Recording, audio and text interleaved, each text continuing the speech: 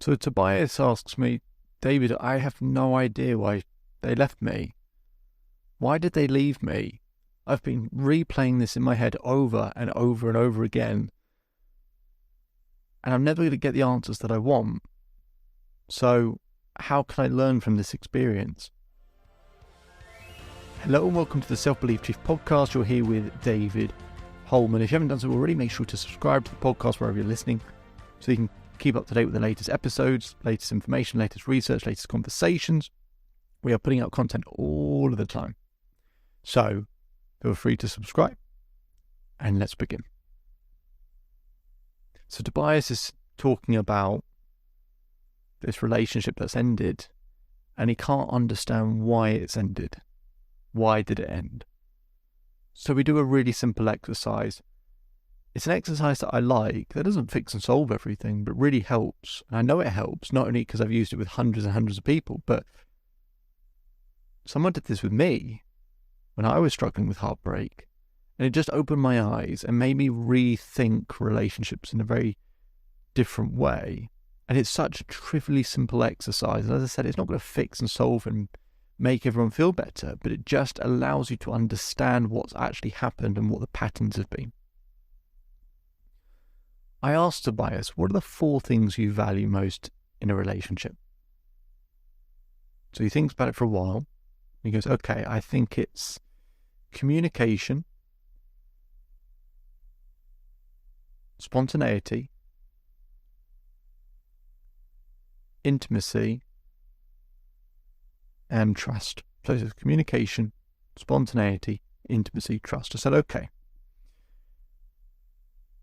I said, now, I would like you to score how well this other person met each of those 4 values in, let's say, the last 3 months of the relationship.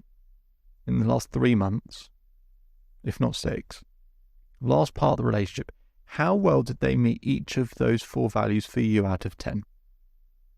So he thinks about it and he goes, okay, so maybe for the first one, an 8, the second one, a 9, the third one, a 7, and the fourth one, maybe a 4.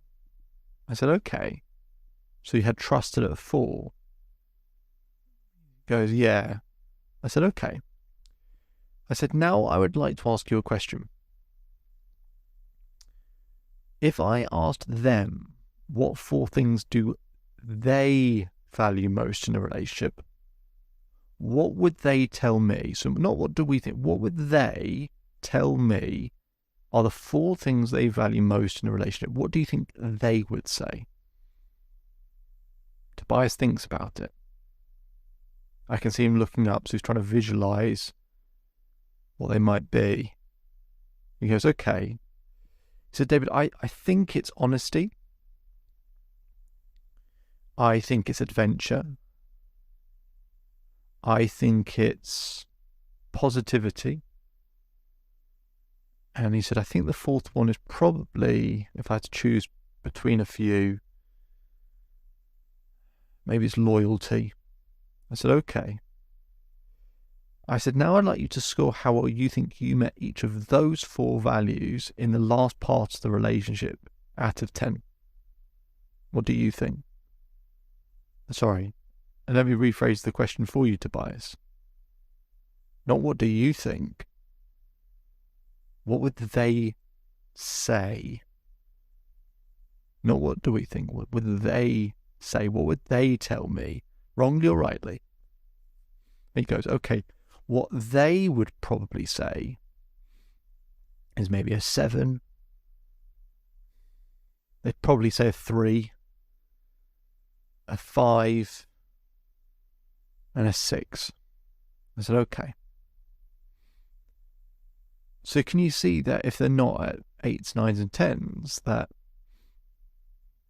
there's something that could have been done better? He goes, yeah. I said, let's take, for example, one that you said was a 4 for you and the one that you think they would say was a 3. I said, what probably happened was one of you was lacking or wasn't getting that value met at a high level. And once that happens, you've got 3 decisions you can make. You can either pull away, moving closer and become more needy, or you can hold firm and just be still and just try and be consistent and meet their values.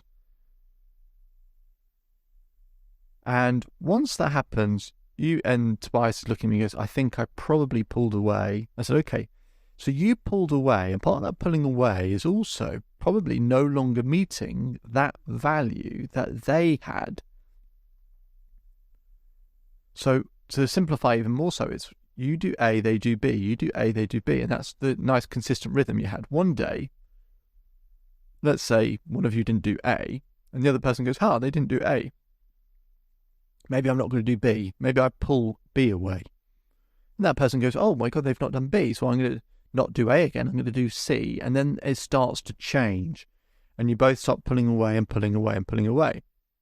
Now that's just in their case, right? For someone else or someone listening right now, it might be that you became too needy to the other person and sort of becoming a bit claustrophobic for them and everything else, and it's not meeting their values. The key part is, if you don't know what the other person values most in a relationship, the default is you'll give them what you value. And you'll think you're doing everything right because you're giving what you would value. So you think you're doing the absolute maximum you can do, you couldn't do any more. And it might be the most that you can do in terms of meeting those values, but they're not the values that the other person wants. So for them, it feels like you're completely missing the target. You don't understand them. And people don't appreciate what you understand. They appreciate feeling understood. So a key thing you can do in any relation going forward is ask them, not on the first date with a pen and paper, but after a couple of months, just ask them, what are the 4 things that you really value in a relationship? Write them down, remember them, and then write them down somewhere. And if you can hit those at 7s, 8s, 9s, 10s consistently, you'll do a much better job at hitting the target. And actually, it might be a hell of a lot less effort for you than doing way too much of what you value. Is just meet what they value. A nice, simple, easy way that you can do consistently to make them happy. It doesn't fix and solve everything, but it certainly makes a big difference. My name is David Holman. If you change today, today will change your life. So enjoy the rest of your day. Enjoy the rest of your life. If you want to learn more, visit the Self Belief Chief website.